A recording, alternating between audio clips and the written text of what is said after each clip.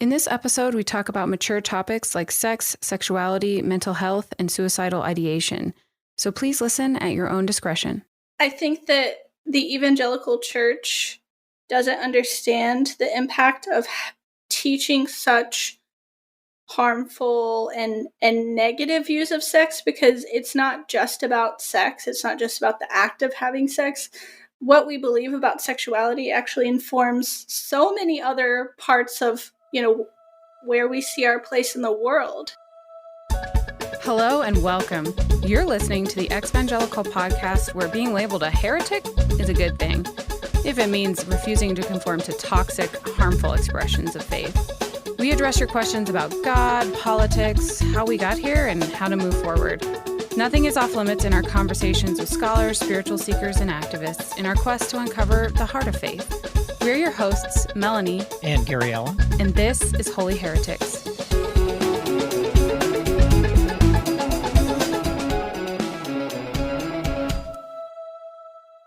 Today we have the privilege of chatting with Blair, or if you might know her better as Talk Purity to Me on Instagram or TikTok. She is a content creator and a purity culture dropout from the South, which is saying something. And she loves seeing people free from shame. And she's doing amazing work calling out toxic theology and how people have been harmed by this. And she's doing it all in her free time. But she's also really humble about it. When I asked her to send me a bio, she sent me one single line. Because she's really more concerned with helping people than just like creating a name and a brand for herself. So we are super excited to have her here today. Welcome, Blair. Thank you for being here with us. Thanks so much. That was a really nice intro. I appreciate it. So Blair, we are both from South Carolina, so hopefully maybe you're having some shrimp and grits right now as we're doing this podcast. I don't know. But, well, as a vegetarian, I'm going to pass on the shrimp, but okay, I could have the grits. Yeah, see, I knew it was there somewhere. It's like the first thing you eat out of your mother's womb, I think. So, but hey, I want to start by just talking about what makes you so passionate about speaking out about the harms and pitfalls of purity culture, and really what led you to create the platform. So, what is your experience with purity culture, and why has it led you to be so passionate about standing up against it? Yeah, so I grew up, in the throes of purity culture. I'm 30 years old, so in the late 90s, early 2000s, kind of through high school. That was, prime time in my youth group days, and there was a lot of purity culture messaging all around me. And so I really just latched onto that very, very intensely. And there was all these messages about, if you do X, Y, Z, then you'll please God. And I really wanted to please God. And so I, did the things I was supposed to do, and I didn't do the things I wasn't supposed to do. I didn't date or kiss or, certainly wasn't having sex at all, no kind of sexual relationship at all. So I was totally sold out to the whole idea, all of purity culture. I was very much on board with it. And then I got a little older into my college years, and I just realized I had some really severe mental health sort of problems related to purity culture and how it taught me to relate to my sexuality and my body. And it just sort of started unraveling. I was very sick, I was not doing well. And so after, all these years of all this purity culture messaging, I just realized how unwell I was. And, it sort of started all unraveling. And slowly I had to build myself back up out of this really toxic theology. So it sounds like you took the pledge, perhaps. Did you kiss dating goodbye? Definitely, most definitely. I did not date, or, I didn't even want it to seem like I was really interested in guys. I was very much not trying to look like I was even close to dating. And how'd that go? Are you glad you did that? Like, what are your thoughts on it now on the other side? Well, you know, it's so hard to say what could have been different and how that would, what that would look like now or what that would have meant for my life. I I would not say that I'm glad I did it because it really did hurt me so badly. Um, yeah, no, I wouldn't say that I was glad that I experienced purity culture in such an intense way and that it was like so pushed on me. So, Hmm. like, do you look back and go like, I wish I would have experienced dating relationships or some sort of like romantic anything, rather than like thinking the opposite sex was, the devil, or like, because I know some people are like, I don't like the messages from purity culture, but I am glad that I didn't get caught up in all that junk. And then some people are like, no, I feel deprived. So how do you feel about that? For me, I think that it's one thing if you felt that maybe purity culture saved you from sexual relationships when you may not have been interested in them, or saved you from getting pregnant at a young age. Like, I get all that, and there's obvious outcomes of purity culture that maybe do seem like a positive to some people, but for me the potential positives don't even come close to making up for all of the negatives that I experienced Mm. in purity culture. So no, I've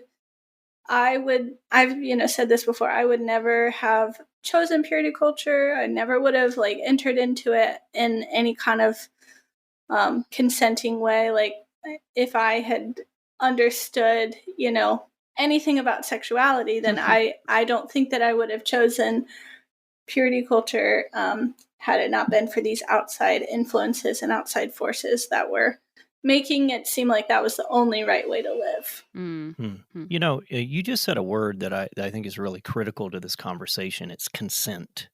And none of us consented to allowing our parents or our pastors or the entire evangelical world to force this um, conversation on us. And in a way, I mean, that there was a little bit of sexual violence perpetrated against us by saying, as you just said, this is the only way. This is the only way to think about sex. It's the only way to think about your body, and it's the only way to think about your feelings is to, receive this and take this on. And, it's such a disservice. So I'm really glad you used that word, because I think there's a whole conversation around, did any of us even consent to being bombarded by this? And most of us didn't. But I want to ask a question because I think a lot of purity culture makes one, it's set on kind of don't do this, don't do that, but it also correspondingly has a ton of promises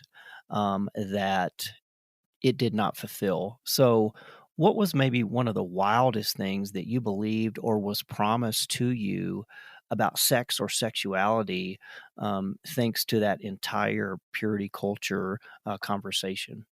When you're in purity culture, you're really taught um, that if you just abstain and just keep abstaining and you don't even think about sex and you don't even let your mind go to these impure places, then your sex life and your marriage is going to be amazing. And you know it's it's telling 12, 13, 14 year old kids who you refuse to offer any sex ed to that this concept they don't even understand will be amazing if they just don't have sex. So there's a lot of layers of this. It's like you tell kids that don't know what sex is that sex will be amazing if they don't have it now. And I didn't coin this term, but it's kind of like a sexual prosperity gospel in a way that, Mm. just wait, wait, wait, wait, wait, and then boom, on your wedding night, with zero experience or knowledge, sex is going to be incredible. And that's not how anything else in life works. Like, most people aren't very good at something or comfortable with something the first time they experience it. Mm. So, when people get to that wedding night and the sex isn't amazing, or there's something, physiological going on that makes sex painful, or they're just not into it, or they can't, seem to make it work, it's a huge mental burden on a lot of people. Mm. So you've alluded to this with us when we were talking to you at another time, but I think it's critical to talk about how these beliefs impacted your faith.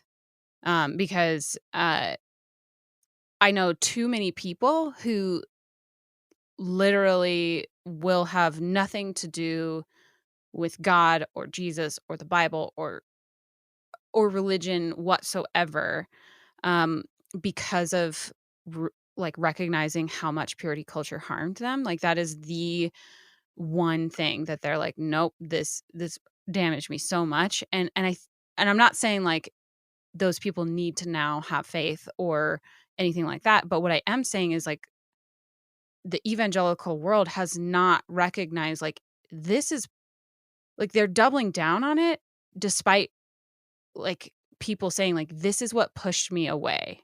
So I'm curious how it impacted your faith and where you stand today.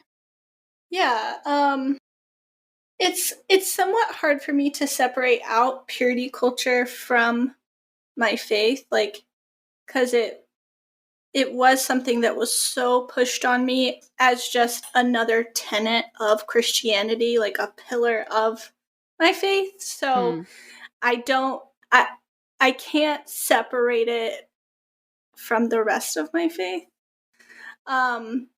So, once I started to realize, like, oh, my body isn't bad. Oh, when I have a cold, God isn't punishing me for sin in my life. Like, no, this is like, yeah, like, I know it sounds bananas, but I was a part of a little weird group of people that believed these things that, like, anything that's going, any malady really in your body is like a direct result of sin. And if you had a pain, that was, God's, you allowed demonic forces into your life, and like that opened a doorway for pain and, ill health. And that included anxiety and fear.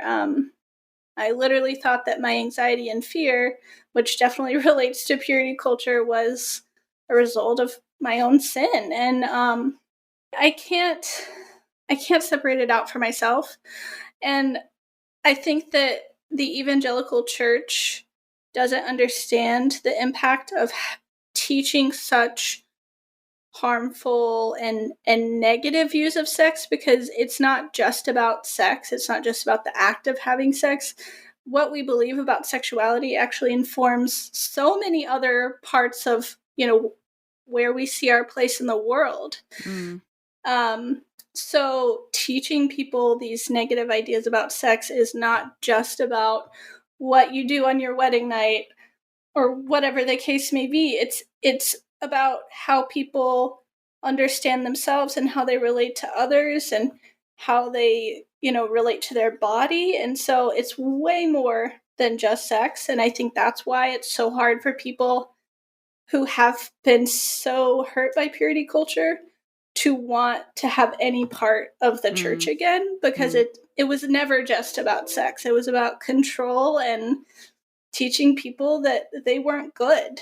You mentioned like that something helped you to like see sexuality and sex from a different perspective.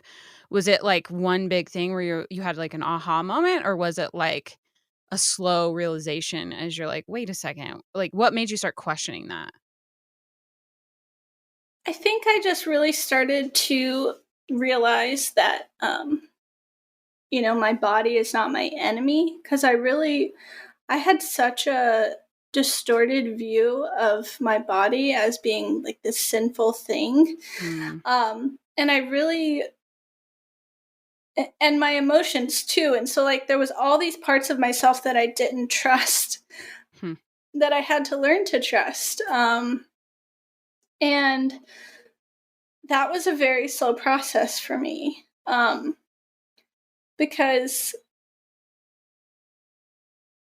you know, for me, and I know this is not this way for everybody, but the idea of God was someone who was punishing me for bad things.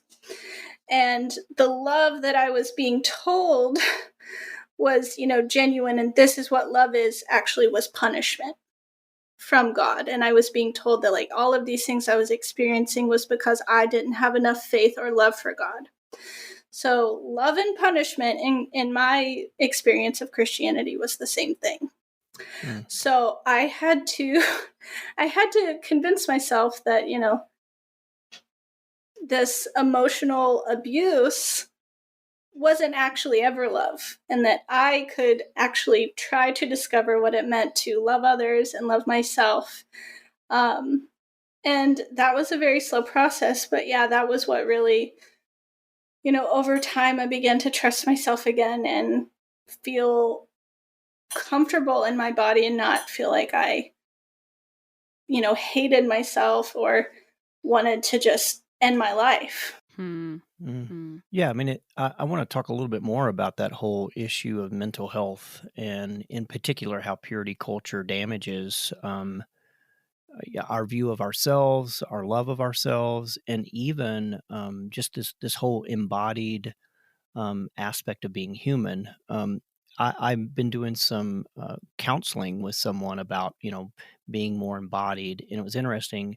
We participated in a group counseling session, and what was fascinating is there was about 5 of us there that had all kind of shared this counselor, and she asked us to participate in this. And so there were 2 of us who had grown up in the church and grown up in purity culture, and then there were a few others that, you know, had never grown up in the church and had never participated in purity culture. And one of the exercises we did was to get in touch with our bodies.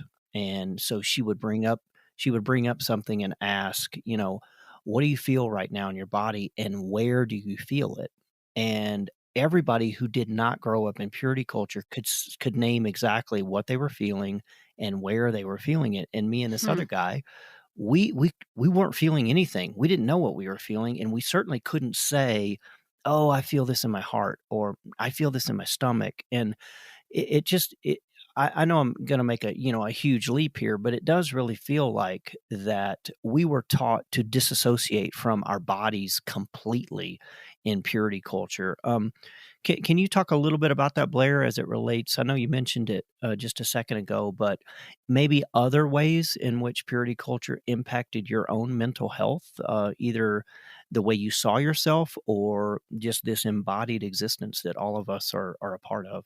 Yeah, absolutely. You know, I think some of the best ways I can kind of explain how purity culture affected my own embodiment and, you know, my mind body connection is kind of some stories of things that happened to me. Like, I remember the first time I ever held hands with a guy, I was 18 years old, and this is not like confirmed. I never talked to like a therapist, but I'm pretty sure I had a panic attack after it because I was just so overwhelmed by like feeling sinful, like I had cheated on my future spouse, and it was literally just holding hands. If that gives any perspective to how uncomfortable I was with like physical touch or anything that felt even remotely like romantic. I wouldn't even say that's sexual.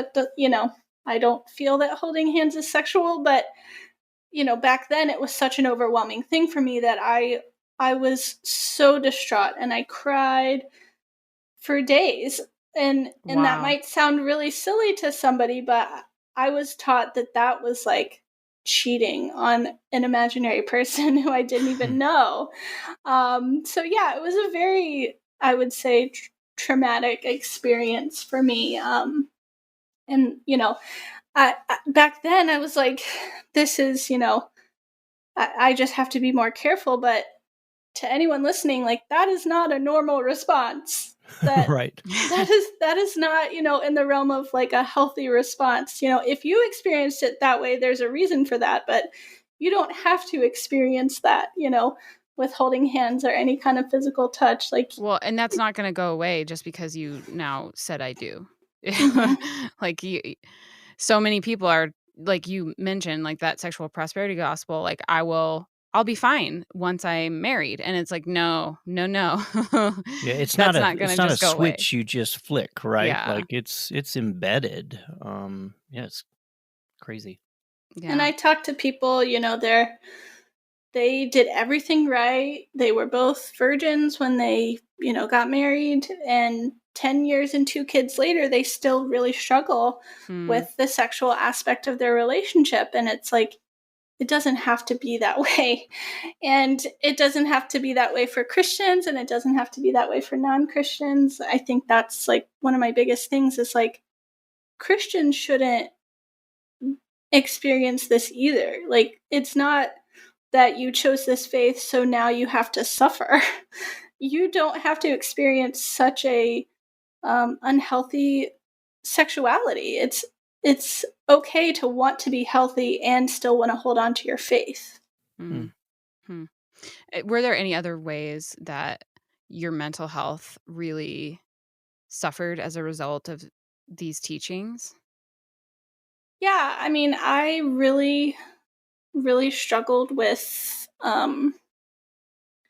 trying to reconcile the fact that I did have sexual thoughts and that those, I was being told those were bad, but I couldn't stop them. And I, because of purity culture, especially, and then so many negative things I was taught about my body, I mean, I definitely had considered killing myself, honestly. I mean, I know that sounds really extreme, but I didn't know how to go on. I didn't feel like I could go on because I just hated myself so much, and I hated feeling like I wasn't pleasing God. Hmm. Hmm. How did if I'm not prying too much, what got you out of that feeling of like everything about me is terrible and I don't want to live anymore? It it really took many years. This is probably over like mainly over like a probably 6 or 7 year period. Even in the last like couple years, some of this has been like healing, some of these parts of what I went through. But I honestly had to stop stop going to church because it was very like re-traumatizing for me. um I had to start to build a, circle of people who didn't have these same harmful beliefs that like we would constantly reinforce for each other. I had to make friends outside of the church. And, in doing that, these people outside of the church really supported me and like made me feel loved in a way that I felt was sincere, because I don't really feel that I found a lot of sincere love in the church. I feel like there was a lot of trauma bonding between a lot of us in the church, but I don't know that that's really was a very sincere, like caring relationship. So I made a lot of friends outside of the church who talked about themselves in positive ways. And then I thought maybe I can do that. Like maybe I can, think I deserve good things and then like pursue those. And I don't have to constantly think I'm terrible and, not deserving of love and like good things in my life, even when I like quote mess up or something like that. I had to see other people living their lives in more like healthy, whole ways. And then that started like inspiring me to want to do that too. Yeah, we recently chatted with Sheila Gregoire, who wrote the book The Great Sex Rescue, and she talks a lot in there about how like the message that lust is anytime you look at someone and notice that they're attractive is actually Mhm. like that message is so damaging because it makes us think like every thought is basically bad. And I can see like even as a young woman, I had sexual thoughts as well because I was a normal, healthy, young teenager. And, it made me I totally resonate with what you're saying because it made me think, like, there's something wrong with me that I can't stop noticing boys. Um, and it's like, no, actually, that's normal and healthy and fine. I mean, and it would have been normal and healthy and fine had it been noticing people of the same gender or, whatever. But for me, it was boys, and I just felt so dirty and wrong for that. And I feel like I've seen so many people in your shoes of like, well, I'm broken. And the immense damage that it's doing to young people. I mean, it keeps us so focused on like don't have these thoughts that we never like have the time to have positive thoughts about anything. That's true. Yeah. Yeah, I mean, I really didn't know how to say anything nice about myself.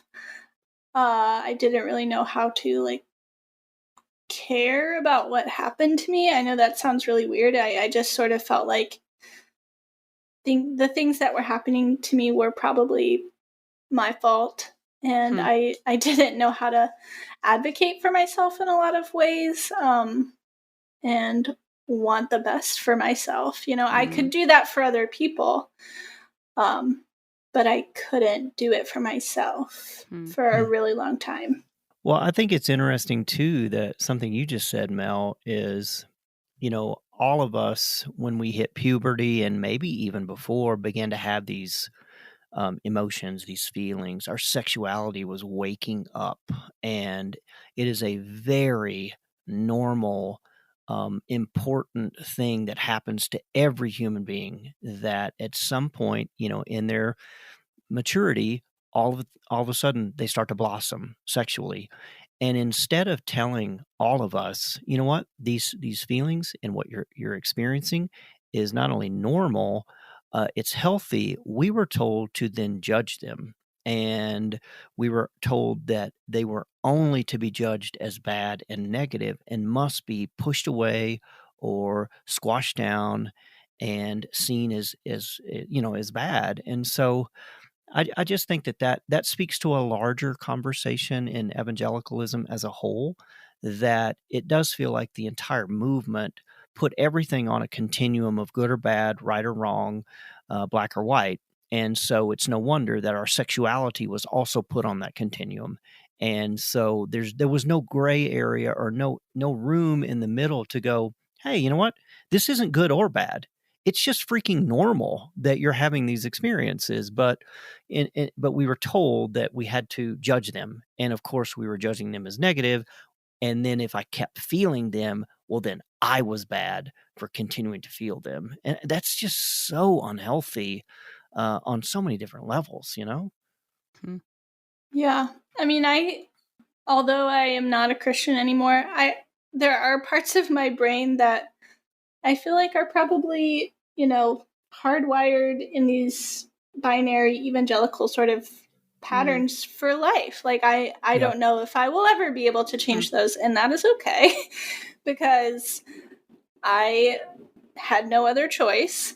I didn't choose this, but now, I get to try to create better patterns for myself and not, perpetuate the harm that those types of thinking may cause. But,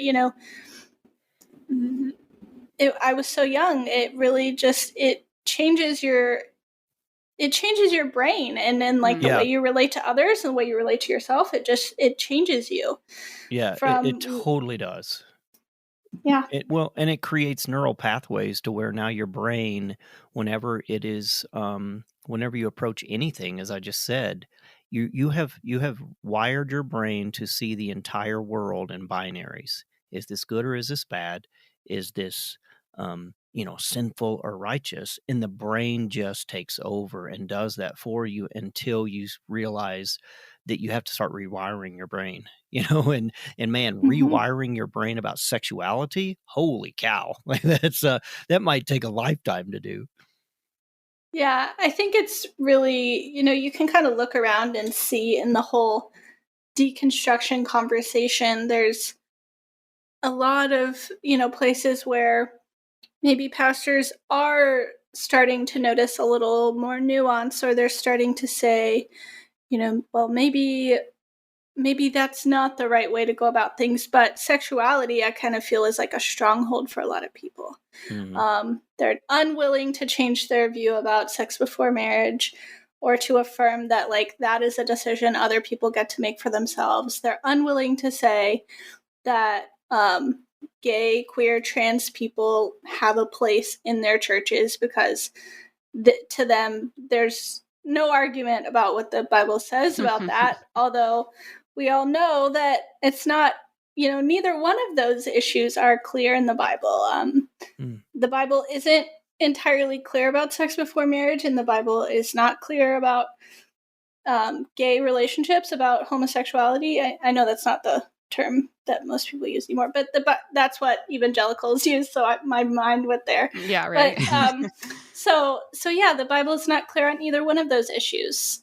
Well, as if the Bible is some sex handbook in the first place, right? Right. So, Yeah, because it speaks about masturbation and pornography. Oh, wait. Right. Yeah. No, Oh, it wait. doesn't. No, it doesn't. Right. Yeah. Well, so one thing that I've been curious about is a lot of people are like, okay, I'm ready to move on from this. And then they're like, wait, I have no idea what I could possibly like teach my kids instead of purity culture, because that's all we know. Mm-hmm. Um, and so obviously you have a whole platform that's about calling out purity culture and saying like, no, this is not just like a theology. This is like a harmful, abusive system. Um, so I'm curious what you think through your time doing this, or what you've seen at least, is better for people's mental health and for their sexuality and for their relationship to themselves and to the opposite gender. Like, is there something better, a better message we could be giving that would be healthier, or are we still kind of in that phase of like looking for the next thing? Well, for me, I think that, there's definitely a better way to go, that it's honestly, it's harder than saying that sex is bad, and you know don't do it before marriage. That's actually a really easy thing to teach your kids, because you don't have to like answer their questions. You don't have to grapple with like difficult gray areas. Binary thinking is like it's kind of like a cop out, in my opinion, because you don't have to, you know, wrestle with any hard issues. It's just like there's right and wrong, and then that's it. You get to check out and not engage with any kind of like things that make you uncomfortable.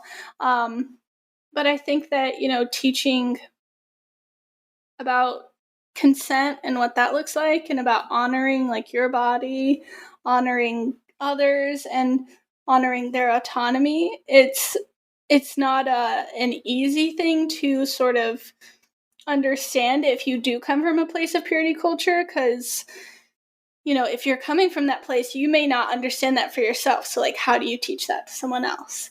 So I think for parenting wise, like the best thing that you can do is probably get yourself the help that you need, because you can't, teach other people, you can't teach your kids something that you don't believe about yourself. Like, you can't teach them that their body is good and like see a picture of yourself and say you hate the way your body looks. you can't teach your kids that like their sexuality is valid and then like exhibit behaviors that negate that about your own life. Like even if you like your kids are 12 years old and you're like, it's too late for me, I'm figuring this out and how will I ever teach them? It's not too late. Like there's still time to figure out what's right for you, and then be able to give your kids a healthy view of sexuality that you didn't have, and set them up on a better path. But what's crazy about that is it's like terrifying because like, so for me, I became sexually active at the age of 17, and it was like 100% natural. Like I was ready for it, and I was not coerced into it, and it was a beautiful experience, and like it just felt like this is where I'm at in my development as a human being, and it was good and right. But as a parent who's been steeped in that message of like sex before marriage is bad, sex before marriage is bad, it's like the worst thing your kid could do. Well, maybe it's the second worst thing your kid could do, because the worst thing is they could say that they're queer in some way or another. So then it's like, well, thinking about it as a parent, you're like, am I actually okay with telling my kid, like, if you hit the age of whatever, 17, if it was me, and that feels good and right and natural, like, that's okay? Like, that sounds terrifying for people. And so, like, how do we move beyond that thinking of, like, sex equals bad no matter what? I think that, I think empowering people to make their own decisions, especially as a parent, I'm sure must be really scary because you want to see your kids like avoid pain. You want to see them avoid things that you think are a mistake. But, if you're teaching them to trust themselves and teaching them, even just through like everyday things like about consent, if they don't want to hug you, like don't make them hug you. If they don't want to, if they aren't comfortable with certain kinds of physical touch, like honoring that and respecting them as a whole person, even as a child. Like children are not half humans, they're whole people. And, you can respect that and teach them that they can trust themselves and trust their intuition, and that if they do make a mistake, it's okay. Like they're not beyond, repair, or however you want to say that. Like they're still whole people deserving of love. And I know that's maybe a like abstract way to answer that question, but I think that personally, if I had been taught that like I was good no matter what happened, I would have had a lot more respect for myself and like felt like I could make decisions that were good for myself, because I didn't trust myself to make good decisions. I didn't think that I could be trusted. So moving beyond this sex is bad idea and just teaching them in a non-judgmental way about sex. Actually, everyone sort of thinks that like abstinence only education is the only answer, but abstinence only education is demonstrably ineffective.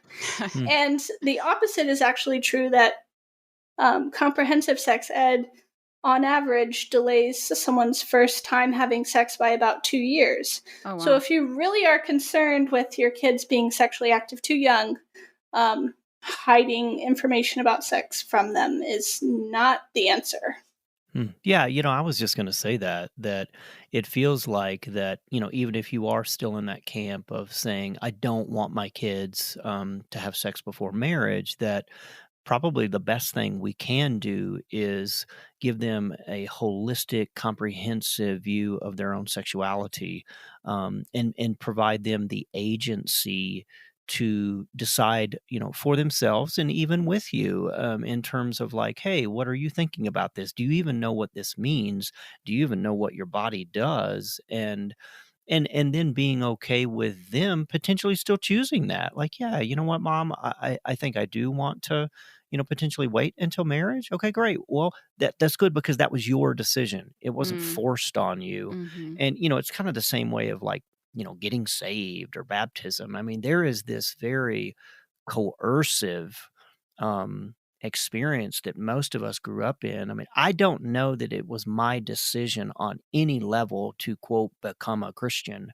Because my parents are like, well, when are you getting baptized? We got to check this off the box so you don't die in a car wreck and burn in hell forever. And it's like, well, what if we stopped making our kids do what we wanted them to do and provided them with all the information that is at our fingertips and trusted them, Blair, as you just said, as fully human beings who are in charge of their own bodies, in charge of their own mind, in charge of their own emotions, and let them, with our guidance, make their own decisions. And it might very well be that they would make the decision that we potentially wanted them to make in the first place. But wow, they actually owned it as opposed to feeling like they've never been given the opportunity. And then as soon as they get out of the house, they're just going to be like, you know, bleep all this. I'm running in the exact different direction. And so, yeah, I love that in terms of giving them agency. Mm. All right. Well, we have just a little bit more time. And I think we could talk about sex and purity culture forever, especially because we've done so many episodes on this, which is fascinating. And there's always a new nuance to the conversation. But maybe Blair, can we just kind of shift the conversation a little bit? So much of purity culture is negative. I would love to know from you a more positive spin on the future of sexuality, or on the future of faith. So when you look kind of in the distance or in the future, what gives you hope about one of these two conversations, either the future of faith or potentially even the future of human sexuality within the church? What is the most hopeful thing you might see coming to replace this whole negative concept? Well, it's hard for me to be hopeful sometimes, I will admit. I feel you. It's hard for me to look around at, the evangelical church passing blame or not accepting their part in, the harm that has been done. But I want so badly to believe that they will decide they don't want to be a part of systems that cause harm. I really, really want to believe that that is where they're going, and that they're going to eventually choose that they don't want to hurt people anymore, with their teachings and these, decades, centuries old, however, you look at it, systems that have really, really hurt people. So I hope that,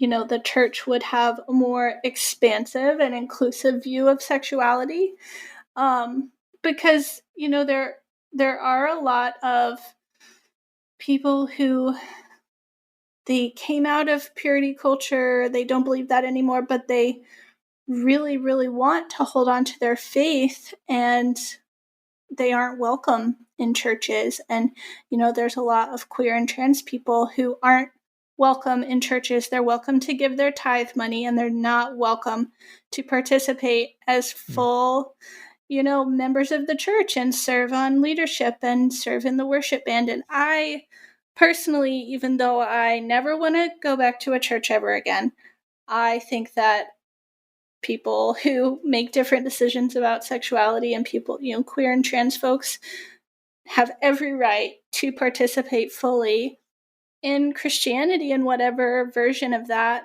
they want. And I hope that that is where the church is going. The churches used to obviously be segregated racially in this country, and they are no And longer. in many ways, they still are, right? Yeah, that's true. In practice, But it used to be, much more overt segregation. That's not done anymore. I hope that this is something that the church will recognize as sinful and evil that they've done to people, and that they will pursue, reconciliation with these people that they've hurt so badly and welcome them in and repent of the things that they have done. Yeah, and even provide Preach. reparations. What does reparation look like to an entire generation of LGBTQIA plus individuals who have been pushed away from faith? And how do we not only say we're sorry, but provide an equal room at the table for them, as you just said, to participate, to be involved, to shape the theology and views of the church? And what have we been missing by not allowing them a voice at the table? Yeah. I mean, that's a whole nother conversation. All right, Blair, we want to ask you some more fun questions now. Okay. If that's okay with you. Yeah. So we're just going to ask them, and don't think too hard about them. Just answer with what comes to your mind first. And and they're fun. Don't worry. They're not like, we're not going to spring something on you. So, all right. First question. What's a hobby or an interest that you have beyond what everyone knows you for? What's something that you do for fun just because? Oh, goodness. Well, I feel like so many of my hobbies were ended because of COVID. So let me, oh gosh, this is probably not going to be a fun answer. I don't know. I like to hang out with my dogs at home. That's a great answer. I love it. I like gardening. I have a little garden outside. So. Oh, that's awesome. Nice. What are you growing this year? We have some tomatoes out there. We have lettuce. We have like flowers. We did a bunch of wildflowers in the yard, so hopefully they're gonna come up soon. Yeah. So it's not huge, just like a few little things. But the homegrown tomatoes, man. Oh, so good.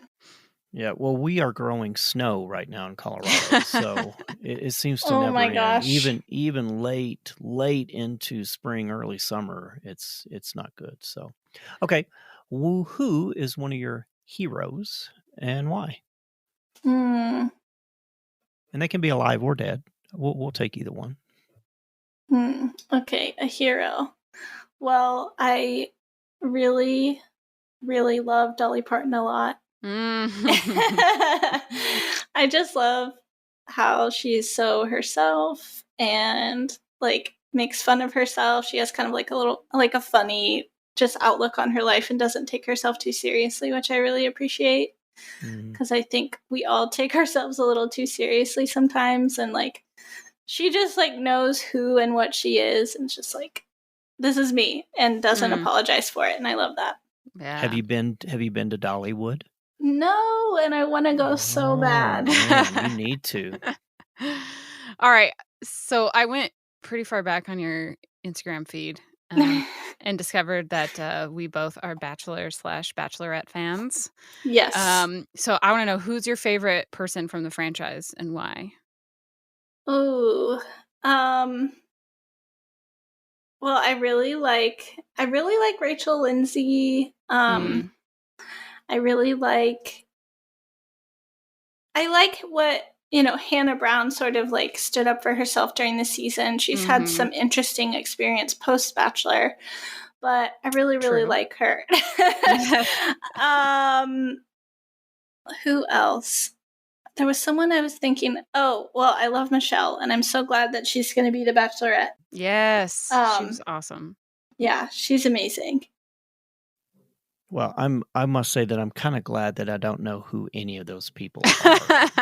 but we'll leave it at that. So beyond Bachelor, Bachelorette, what's another one of your favorite shows that you're either watching right now or binging right now? Right now we're watching, my boyfriend and I are watching a show called Mr. Robot, which is very interesting. Yeah. That's nice. Have you seen WandaVision, by the way? Yeah, we did watch that too. I feel like so many shows that I end up watching, it's like my boyfriend wants to watch it, and I'm like, I don't think that sounds like something I would want to watch. And then we start it, and I get into it. I'm just such like a binge watcher of like old things, like something. I mean, I feel like I'm always watching like Gilmore Girls or The Office or just like things that are really comfortable to me, even though I've seen them 1,000 times. Like Yeah, I do the I'm exact same thing. for some reason I always feel like I'm not gonna like new shows. I'm like, that doesn't sound like something I would want to watch. But then it ends up being good and I'm glad I watch it. But yeah.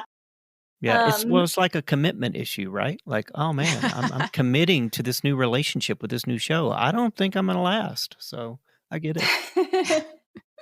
I don't have that problem. I love watching new shows. Okay, last question. If you could live anywhere in the world, because there was no pandemic right now, where would it be and why? Ooh, I would probably say I would love to live in Spain. I studied there for like 6 months in college, and it was so amazing. I would Where love to in live Spain were you? there. Valencia. Okay. Mm-hmm. I've It's been on there. the coast. Yeah, I was gonna say I think I only traveled through there, but I didn't stay there. Spain is Nice. beautiful. Oh man. Now you're making me want to travel again. Shouldn't I have asked that know. question.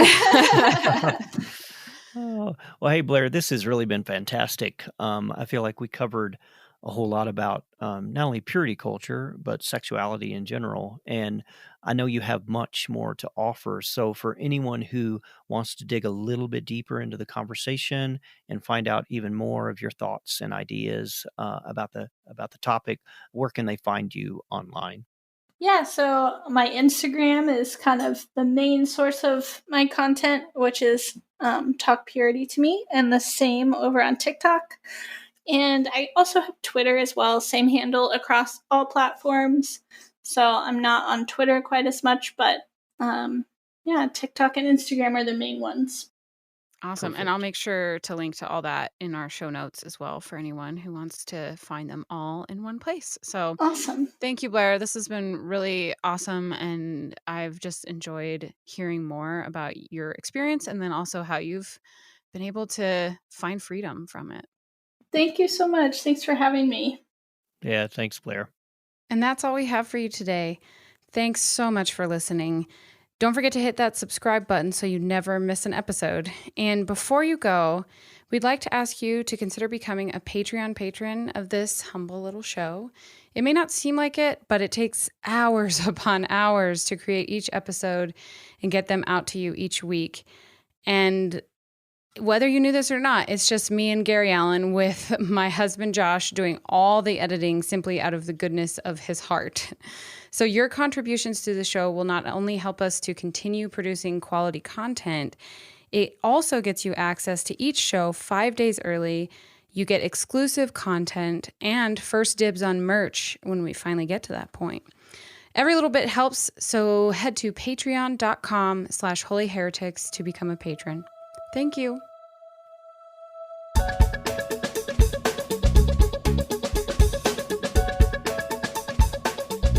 This episode was produced by the Sophia Society.